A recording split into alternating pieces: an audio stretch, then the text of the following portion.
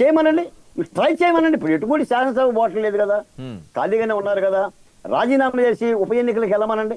Okay, నిజమే, చూద్దాం. Okay. Anand sir గారు ఇప్పుడు బాలకోటి గారు పాయింట్ రైజ్ చేశారు కాబట్టి వివేకానంద రెడ్డి గారి హత్యకి సంబంధించి నిజాలన్నీ వెలుగులోకి వస్తున్నాయి. అవినాష్ రెడ్డి బెయిల్ రద్దు అవుతున్నదట, నిజమా? ఇప్పుడు కోర్టు ఏం చెప్తుందో తెలియదు కానీ మీడియా చూస్తుంటే ఖచ్చితంగా బెయిల్ రద్దు అవుతుందని నేను కూడా ఒక అడ్వకేట్ గా నాకు అనిపిస్తుంది. ఎందుకంటే ఏవైతే ఆ రామ్ సింగ్ అనే సిబిఐ ఆఫీసర్ మీద పెట్టిన కేసు ఉందో, సునీత గారి హస్బెండ్ మీద పెట్టిన కేసు ఉందో, దాన్ని స్క్వాష్ చేయమని సుప్రీంకోర్టు ఆర్డర్స్ ఇస్తానని చెప్పింది. తదుపరి బెయిల్ ఉండాలా వద్దనేది రేపు 9వ తారీఖున తేలబోతుంది. కోర్టులో తేలబోయే విషయాన్ని ముందుగా మనం చెప్పలేం, కానీ డెఫినెట్ గా తెలుగుదేశం పార్టీ మా ఒపీనియన్ ఏంటంటే, మా స్టాండ్ ఏంటంటే, వాళ్ళు తప్పు చేశారు కాబట్టి డెఫినెట్ గా ఆ బెయిల్ రద్దు అవుతుంది. అవినాష్ రెడ్డి జైలుకు పోతాడు, దాంతో లింక్ ఉన్న వాళ్ళందరూ కూడా జైలుకు పోతారు. దీన్ని ఎవడో తప్పించలేడు. ఓకే, రేపు సూర్యుడు ఒక న్యాయవాదిగా మీకు కూడా కాదండి, న్యాయవాదిగా మీకు కూడా దీని మీద ఒక ఐడియా ఉన్నది అంటున్నారు కాబట్టి, ఏంటి జరుగుతున్న ప్రచారం? ఒకరేమో జీవిత ఖైదు వేసేస్తారు, ఈ రకంగా మాటలు అంత సీరియస్గా ఉందా అండి అది? లోత్రా గారు ఆర్గ్యుమెంట్ చేశాడు కదా, అవును, అదే అంటున్నాను.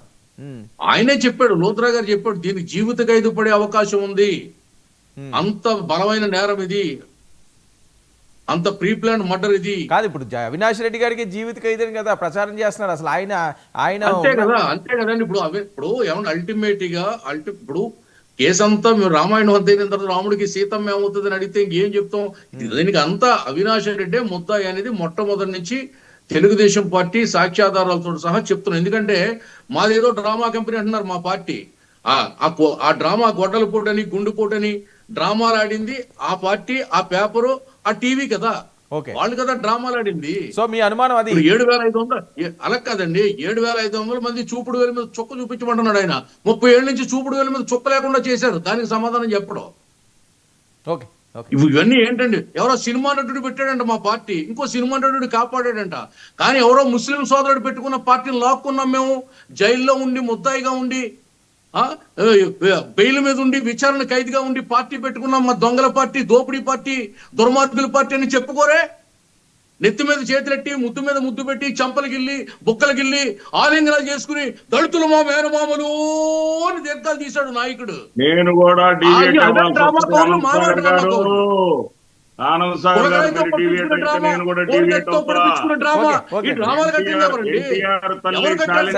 భువనేశ్వర్ గారికి తేడా ఏంటో చెప్పు.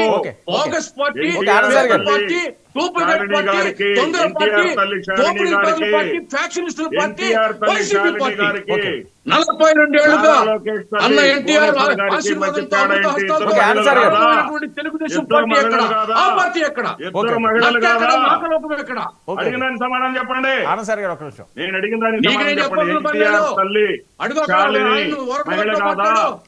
నారా లోకేష్ తల్లి భువనేశ్వర్ గారి మహిళ.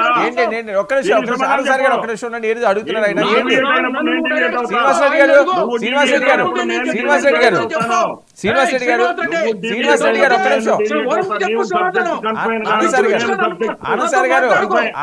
నేను మాట్లాడుతున్నాను, ఒక్క నిమిషం ఉండండి.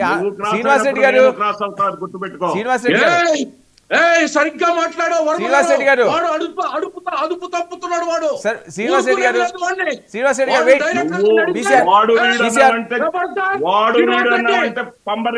వెయిట్ శ్రీనివాస్ రెడ్డి గారు ఆర్గ్యుమెంట్ ఆయన మాట్లాడుతున్నారు కదా, మీకు నేను ఇస్తాను అవకాశం. మీరు మాట్లాడలేదు కాబట్టి ఏంటంటే అవినాష్ రెడ్డి గారే ఇందులో ప్రధానంగా ఉన్నారే అని చెప్పి వస్తున్న ప్రచారం, ఇదైతే ఏమన్నా వైసీపీకి కానీ లేదా కడప ప్రాంతానికి కానీ ఇబ్బంది అవుతుందా, లేకపోతే మీకు ఆ భయం ఏమీ లేదా?